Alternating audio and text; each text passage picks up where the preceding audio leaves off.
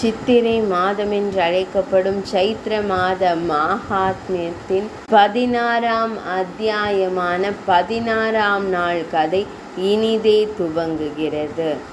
இன்றைய கதையில் சத்ரஷம் ராஜஷர்துல் தவைவ புவிநயன் யதக மகாபம்பிரக்ஷசுதஸ்ய வசிஷ்டவ்யப்தேஷினக அகம் நியமம் மதிஷ்டே சித்தியார்த்தம் புருஷார்ப தஸ்யபிகன் கரப்துவது ரக்ஷோகசோக மாருபினவ மகாபுருஷன். ஞானியுமான விஸ்வாமித்ர முனிவர் ராஜரிஷியின் இத்தகைய வியக்கத்தக்க விரிவான வார்த்தைகளை கேட்டு மெய்மறந்து போனார்.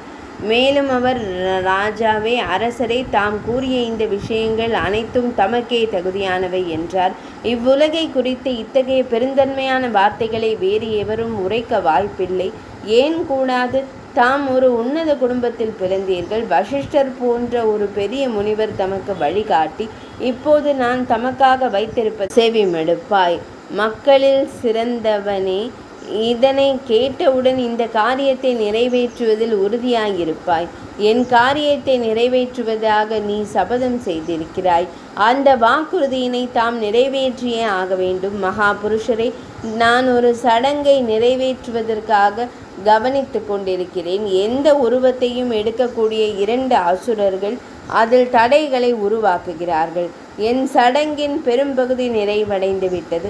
இப்போது அதன் முடிவில் அந்த 2 அசுரர்களும் வந்துவிட்டனர். அவர்களின் பெயர்கள் மாரீச்சன் மற்றும் சுபாகு. அவர்கள் இருவரும் வலிமையானவர்கள் மற்றும் நன்கு அணிந்தவர்கள்.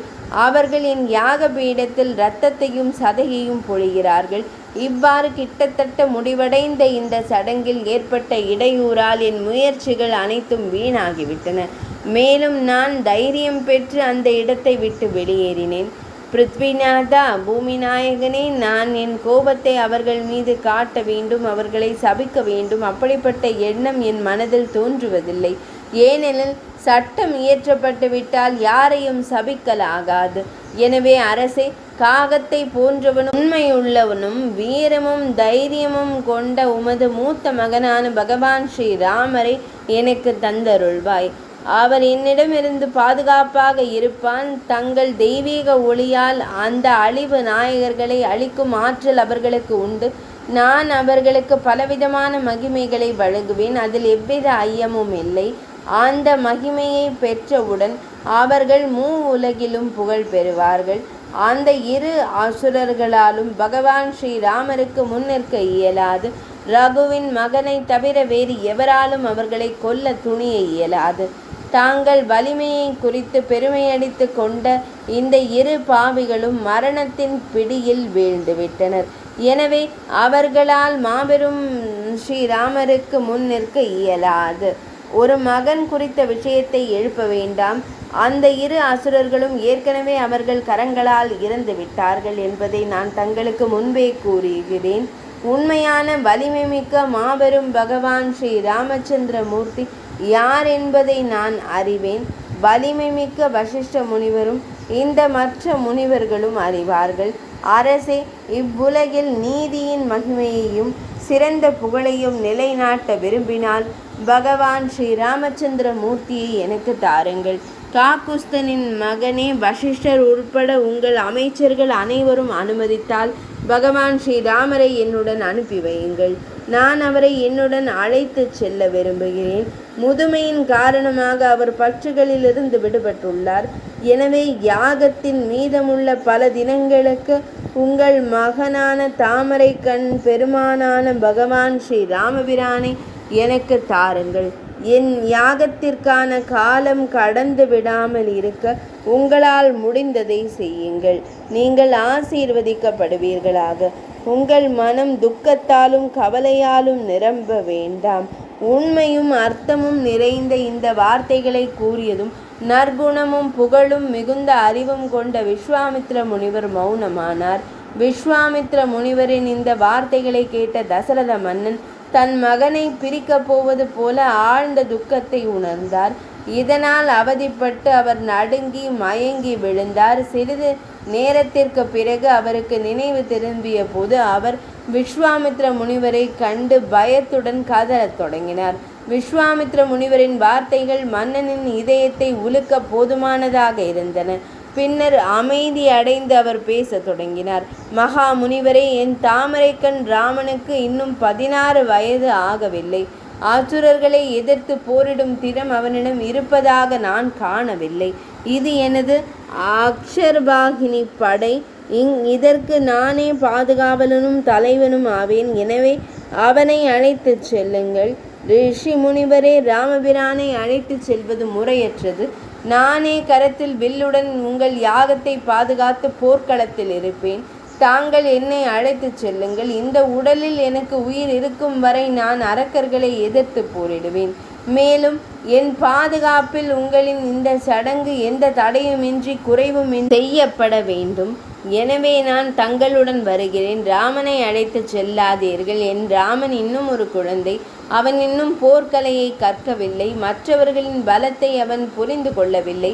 அவனிடம் ஆயுதங்களின் சக்தியும் இல்லை, போர்க்கலையில் தேர்ச்சியும் இல்லை. எனவே அவன் அசுரர்களை எதிர்த்து போரிட தகுதியற்றவன். ஏனெனில் அசுரர்கள் வஞ்சகத்தோடும் தந்திரத்தோடும் போரிடுகிறார்கள். ராமபிரானே அவன் தன் சேவையிலிருந்து பிரிக்கப்பட்டால் என்னால் 2 கணங்கள் கூட இருக்க இயலாது. எனவே மகா முனிவரே, என் ராமனை அழைத்து செல்லாதீர்கள். பிரம்மனே தாம் ராமனை மட்டும் அழைத்து செல்ல விரும்பினால் நானும் சதுரங்கினி படையுடன் செல்வேன். அவனையும் என்னுடன் அழைத்து செல்லுங்கள். குசிகனின் மகனே, எனக்கு 1000 வயது. இந்த முதுமையில் பெரும் சிரமத்துடன் எனக்கு ஒரு மகன் பிறந்திருக்கிறான். ஆகையால் என் ராமனை அழைத்து செல்ல வேண்டாம். என் 4 மகன்களில் உள்ள அசுரர்களை நீதியுள்ள ராமன் எப்படி எதிர்கொள்வான்? மாயையின் அந்த அசுர வீரர்களை என் வீரர்களோ நானோ எப்படி எதிர்கொள்வோம்? இறைவா, தயை கூர்ந்து இவையெல்லாம் எனக்கு கூறுங்கள். அந்த தீய சக்திகளுக்கு எதிராக நான் எப்படி போரிடுவது?